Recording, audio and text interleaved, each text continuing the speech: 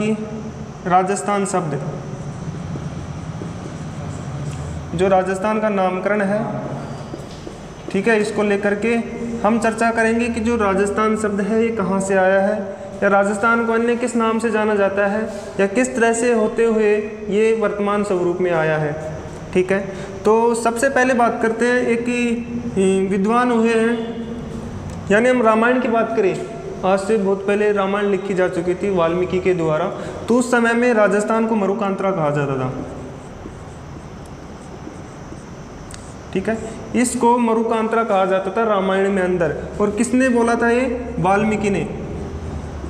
वाल्मीकि ने रामायण में राजस्थान को मरुकांतरा बोलते थे। ठीक है, इसके बाद में जो राजस्थान शब्द आया था उसकी चर्चा करेंगे। ये अपने लिए इम्पोर्टेंट नहीं है, इसमें से कोई क्वेश्चंस वगैरह नहीं बनते। अपन बात करेंगे सीधी बात कि राजस्थान शब्द है वो कहाँ से आया। एक आता है गोसुंडी शिलालेख। गोसुंडी शिलालेख, देखिए पहले की जो प्राचीन समय में जैसे राजस्थान को क्या कहा जाता था, या किस शासक के समय में क्या कहा जाता है, राजस्थान पे अलग अलग शासकों का यहाँ पे वर्चस्व रहा या शासन रहा, तो उन्होंने अपने हिसाब से राजस्थान को अन्य नामों से जाना जाता था। ठीक है, तो एक गोसुंडी शिलालेख मिलता है, ये मिलता है चित्तौड़गढ़ के अंदर, और इस शिलालेख के अंदर राजस्थान शब्द है और राजस्थानीय के नाम में मिलता है। किस में? गोसुंडी शिलालेख में। ठीक है, तो इसकी बात करते हैं। ये शिलालेख है, ये 532 ईसा पूर्व है। ठीक है, इस गोसुंडी शिलालेख के अंदर जो राजस्थान का नाम मिलता है वो राजस्थानीय मिलता है, यानी राजस्थानीय नाम मिलता है। और ये जो राजस्थानीय है ये नाम अप्रत्यक्ष रूप में मिलता है। अप्रत्यक्ष रूप में मतलब इसका कोई वो नहीं है कि ये राजस्थानीय ही रहेगा। ठीक है, ये अप्रत्यक्ष रूप में है, यहाँ से सबसे पहले आया। तो क्वेश्चन आ सकता है कि सबसे पहले राजस्थान शब्द कहाँ से मिला, तो राजस्थान सबसे पहले मिला गोसुंडी शिलालेख से। और एक क्वेश्चन और बनता है इसमें, एक क्वेश्चन आया था जिसमें बसंतगढ़ शिलालेख को बताया गया। बसंतगढ़ शिलालेख, इस बसंतगढ़ शिलालेख को सबसे पहला राजस्थान शब्द की जो उत्पत्ति हुई है वो बसंतगढ़ शिलालेख से भी मानी जाती है। वो किस तरह से मानते हैं? क्योंकि जो गोसुंडी शिलालेख है ये ऑप्शन में नहीं दिया हुआ था, उसके जगह ऑप्शन में दिया गया था बसंतगढ़ शिलालेख। क्योंकि गोसुंडी शिलालेख के बाद में जिस नाम का पता चला था या जिस शब्द का पता चला था वो बसंतगढ़ शिलालेख से ही मिला था, जिसमें बसंतगढ़ शिलालेख में क्या मिला था? राजस्थानीय द्वितीय, यानी बसंतगढ़ शिलालेख है उसके अंदर राजस्थान शब्द को राजस्थान द्वितीय कहा जाता था। ठीक है, कब की बात है? ये 682 ईसा पूर्व की बात है। यानी इस समय राजस्थान में जो बसंतगढ़ शिलालेख है इसके अंदर नाम मिला था जिसका नाम था राजस्थान द्वितीय, जो 682 ईसा पूर्व है। और गोसुंडी शिलालेख है ये 532 ईसा पूर्व है जिसमें राजस्थानीय नाम मिला था। ठीक है, जिसको हम अप्रत्यक्ष रूप में कह सकते हैं। आगे बात करते हैं कि कहाँ से मिला। तो इसके बाद में आता है अपना 1800 ईस्वी की बात, यानी सीधे 1800 ईस्वी की बात आती है। एक विद्वान हुए थे जॉर्ज थॉमस। ठीक है, उस जॉर्ज थॉमस के द्वारा इस राजस्थान शब्द के ऊपर क्या कहा उसको देखते हैं।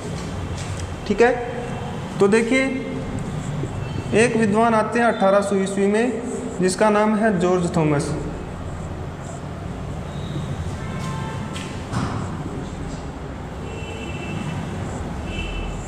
इस जॉर्ज थॉमस ने जो राजस्थान है इसको राजपूताना कहा था।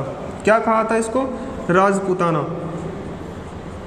कब कहा था? 1800 ईस्वी में कहा था। इसका लिखित प्रमाण कहाँ से मिलता है? यानी अपन कैसे मान ले कि इसने राजपूताना कहा था जॉर्ज थॉमस ने? तो एक पुस्तक लिखी गई थी इसी जॉर्ज थॉमस के ऊपर जिसका नाम है द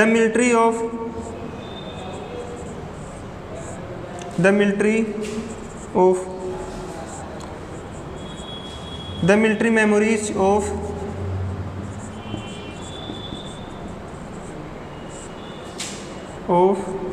मिस्टर जॉर्ज थॉमस।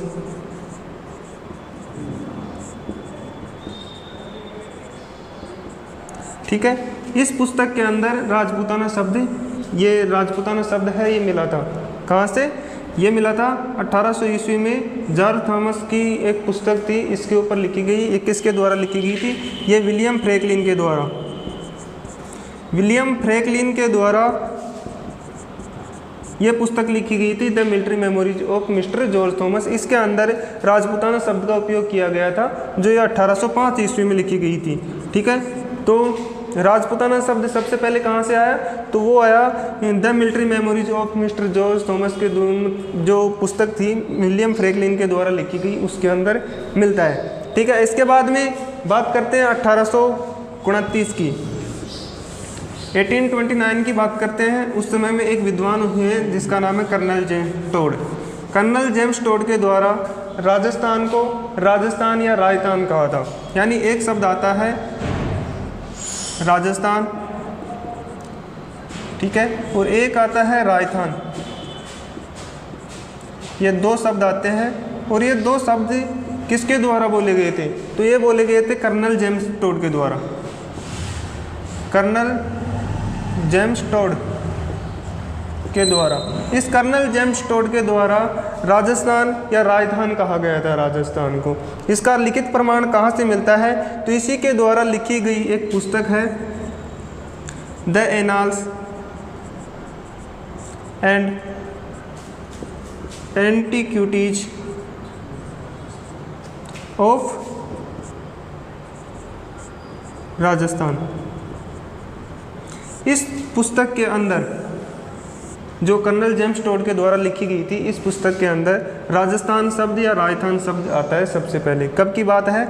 ये बात है 1829 की, यानी 1829 की ये बात है। और इसमें यहाँ पुस्तक लिखी गई थी, इसके अंदर राजस्थान या राजस्थान शब्द मिलता है। ठीक है, कर्नल जेम्स टोड कौन था? तो ये राजस्थान का जो इतिहास है इसके पिता कर्नल जेम्स टोड को कहा जाता है। ठीक है, इसके जो गुरु थे वो यति ज्ञानचंद्र थे, यति ज्ञानचंद्र।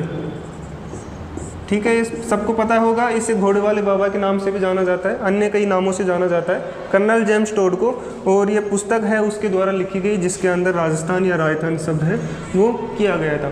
तो कर्नल जेम्स टोड के द्वारा राजस्थान या राजस्थान कब कहा गया था? तो 1829 ईस्वी के अंदर कहा गया था। किस में? तो इसके द्वारा लिखी गई एक पुस्तक है the annals and antiquities of Rajasthan, इसके अंदर लिखा गया था। अब देखिए कि इसके बाद में भी नाम आया गया राजस्थान, क्योंकि राजस्थान यहाँ पे आया गया था। लेकिन हम कह सकते हैं कि ये प्रत्यक्ष रूप में नहीं आया था, कि इसको हम मान नहीं सकते थे कि राजस्थान ही बोले। ठीक है, इसके बाद में अपन बात करते हैं 1 नवंबर 1956 की, और उससे पहले बात करते हैं 26 जनवरी 1950 की। ठीक है, हम बात करते हैं 26 जनवरी 1950 की। इस दिन क्या हुआ था? यानी जो राजस्थान का एकीकरण हो रहा था, उसके अंदर जो छठा चरण था, इस छठे चरण में जो किया गया था वो किया गया था राजस्थान का, संपूर्ण राजस्थान का एकीकरण किया गया था। ठीक है, और इसी दिन यानी 26 जनवरी 1950 को ही राजस्थान में या पूरे भारत में संविधान लागू हुआ था। ठीक है, और संविधान के अंदर जो अनुसूचियाँ थी, उसमें जो प्रथम अनुसूची थी उसके अंदर जो राज्य थे उन राज्यों का नामकरण किया गया था, और यहीं से क्या नाम आया? वो आया राजस्थान। तो ये राजस्थान है वो प्रत्यक्ष रूप में कब आया? तो ये प्रत्यक्ष रूप में 26 जनवरी 1950 को आया, जब संविधान लागू हुआ था। और जब यहाँ पे अनुसूचियाँ लागू की गई थी, जिसमें प्रथम अनुसूची थी उसमें लिखा गया था कि राजस्थान ये इलाका ये राजस्थान रहेगा। ठीक है, जो छठा चरण था उसके अंदर संविधान लागू हुआ था। हम इसके अगली जो क्लास होगी वो एकीकरण से लेकर की होगी, उसके ऊपर भी हम चर्चा करते हैं। ठीक है, तो आप समझ पाए होंगे कि राजस्थान का वो नामकरण किस तरह से हुआ और किस तरह से ये वर्तमान स्वरूप में आया। तो इसमें से क्वेश्चन बनते हैं कि जो राजस्थान शब्द है वो अप्रत्यक्ष रूप में कब आया? तो हम बात करते हैं घोसुंडी शिलालेख से जो मिला राजस्थान है, वहाँ से अप्रत्यक्ष रूप से मिला।